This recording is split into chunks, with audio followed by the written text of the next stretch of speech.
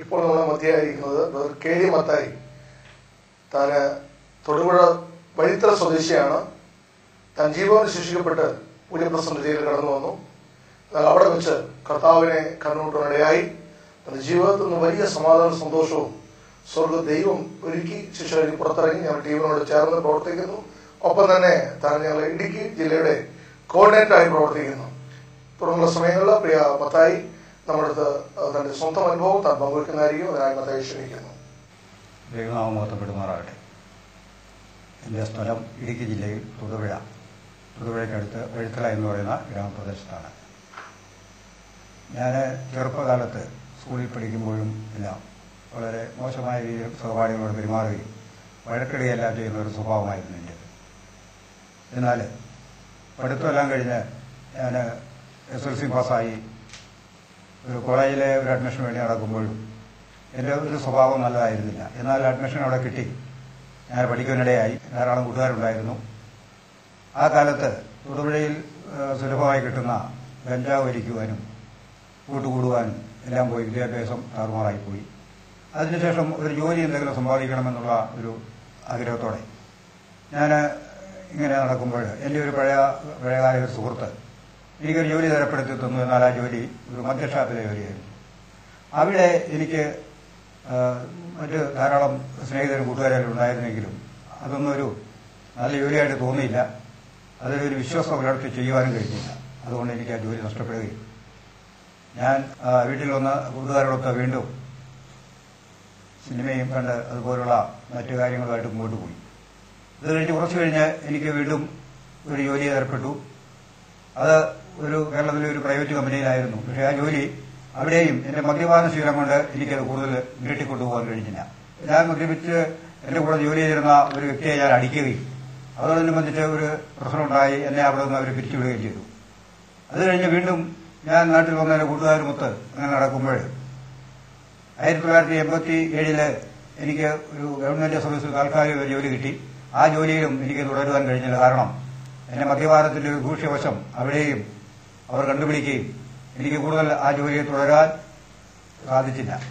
അത് കഴിഞ്ഞ് വീണ്ടും ഞാൻ അലഞ്ഞു തിരിഞ്ഞ് നടന്നതിന് ശേഷം വീട്ടിൽ വന്ന് വീട്ടിൽ തന്നെ കൂട്ടുകാരോട് നടക്കുമ്പോഴാണ് എന്റെ ഈ കൊലക്കേസ് ഉണ്ടാവാൻ കാരണം.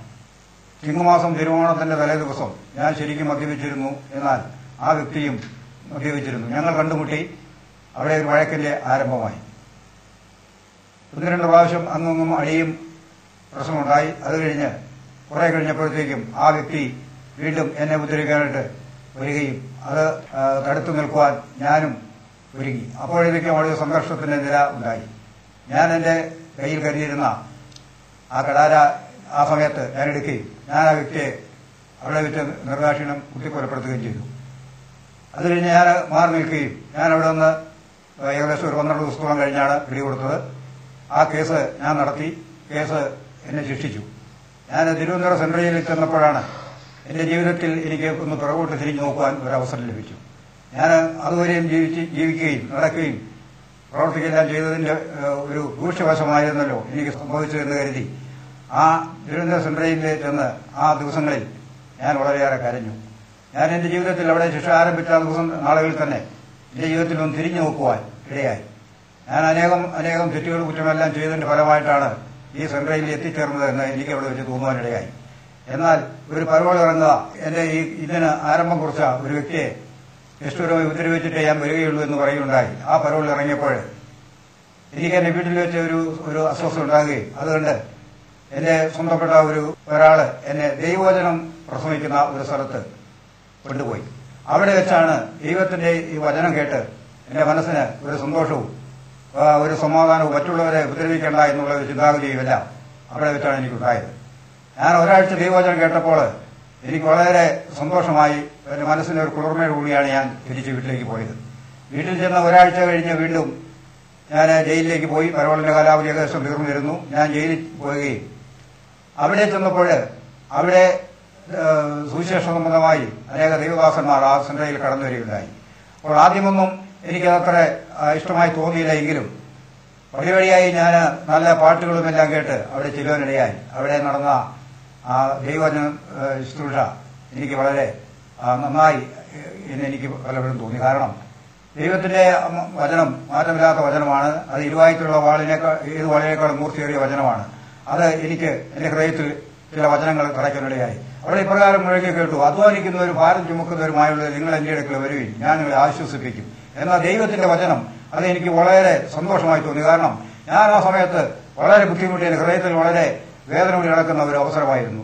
അപ്പോൾ ഇപ്രകാരം ഒരു അധ്വാനിക്കുന്നവരും ഭാരം ചുമക്കുന്ന നിങ്ങൾ എന്റെ അടുത്ത് വരുവിൻ.